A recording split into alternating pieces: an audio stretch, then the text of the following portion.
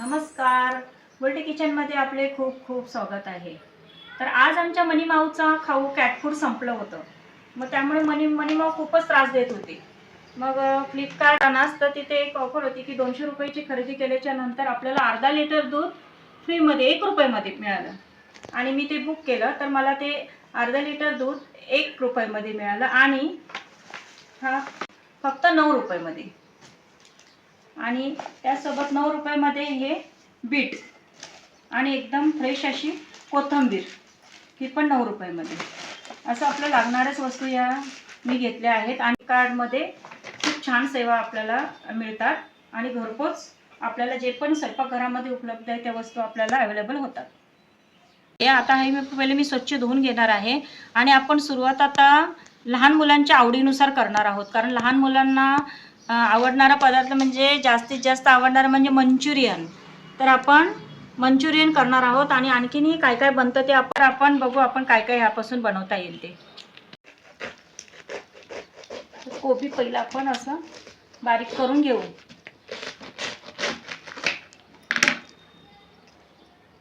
आता आपण अर्धाच कोबी घेऊया। आपण हे ग्राइंडर मध्ये बारीक करून घेऊया।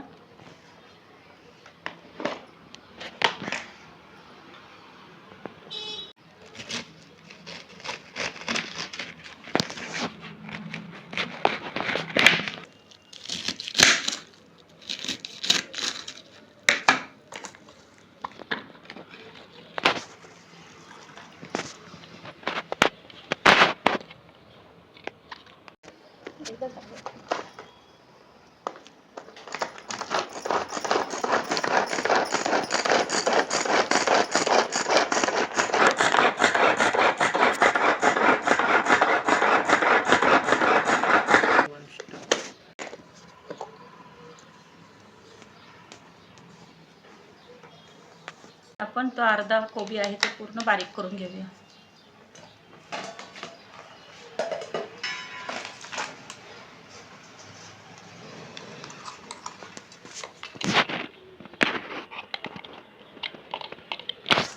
कोबी बारीक करून घेतलेला आहे। तर आपण सुरुवात लहान मुलांच्या आवडीनुसार करणार आहोत। तर आपण मंचुरियन करूया। त्यासाठी बारीक चिरलेला कोबी, आले लसणाची पेस्ट आहे, आले लसणाची पेस्ट, बारीक चिरलेला कांदा,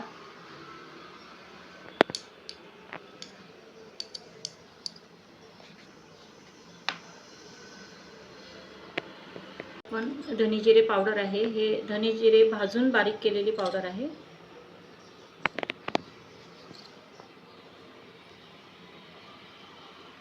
लाल तिखट हे आवडीनुसार,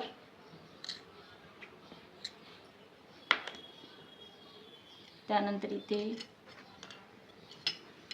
मी तांदळाची पीठ टाकणार आहे 2 चमचे,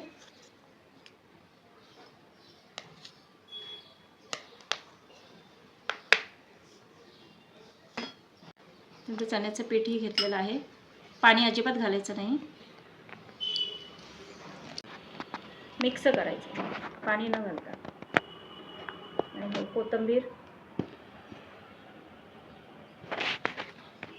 आपल्याला हे मंचुरियनचं मिक्स तयार करून घ्यायचं। मंचुरियन हे सारं तयार करून ठेवलेलं, आता हे फक्त तळायचे आहेत आपल्याला। हे बाजूला ठेवते मी, तयार केलेले आहे मिश्रण मंचुरियनचं। कोबीचा दुसरा एक पदार्थ बनवूया आपण। आता सारण तयार करूया। बारीक चिरलेला कोबी आहे, 3-4 चमचे घेतले। त्याच्यामध्ये हे सारण तयार करायचं कोबीचं। त्याच्यामध्ये मी मीठ आवडीनुसार, हळद आपल्या आवडीनुसार, नंतर आले लसणाची पेस्ट 1 चमचा छोटा, नंतर धने जिरे पावडर भाजलेलं आहे ते ह्याच्याने खमंगपणा येतो हे सारं, त्यानंतर लाल तिखट आपल्या आवडीनुसार,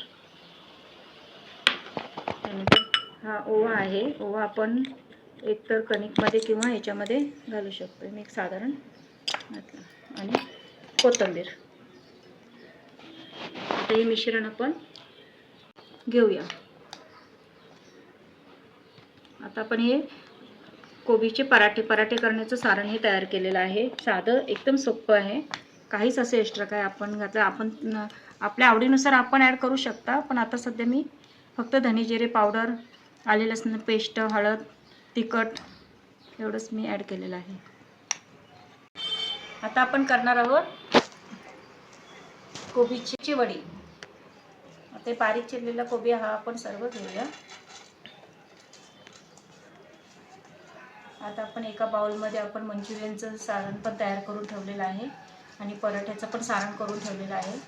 आता आपण तिसरा पदार्थ करत आहोत, कोबीची वडी.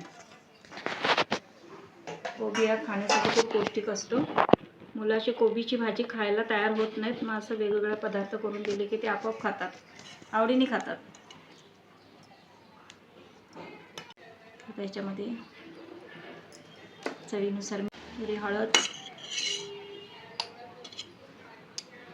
आले लसूण पेस्ट, बारीक चिरलेला थोडा कांदा आवडीनुसार घाला, नाही घातलं तरी चालेल. त्यानंतर तिखट आवडीनुसार, काश्मीरी लाल मिरची पावडर,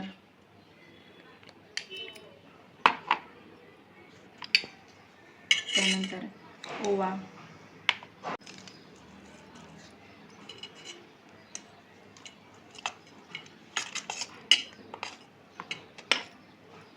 बेसन पीठ जेवढं मावेल तेवढं, सोबत तांदळाचं पीठ, चिमूटभर खाण्याचा सोडा.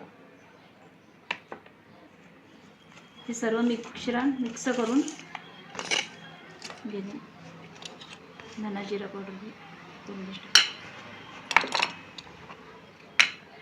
कोथिंबीर बारीक चिरलेली,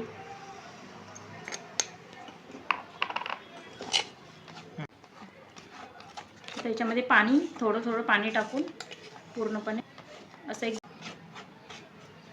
आणि थोडं तेलही घालायचं आपण, हलका पाणी.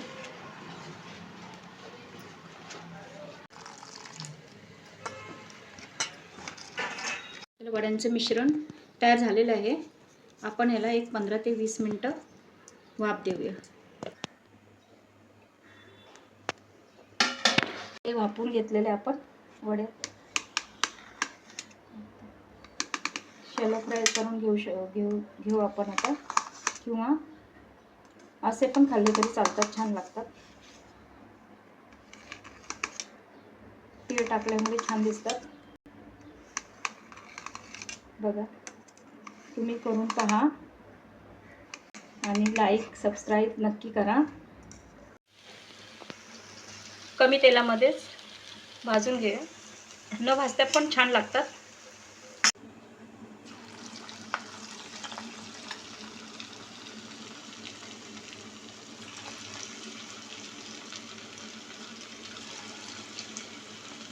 आता हे आपण पराठा करूया.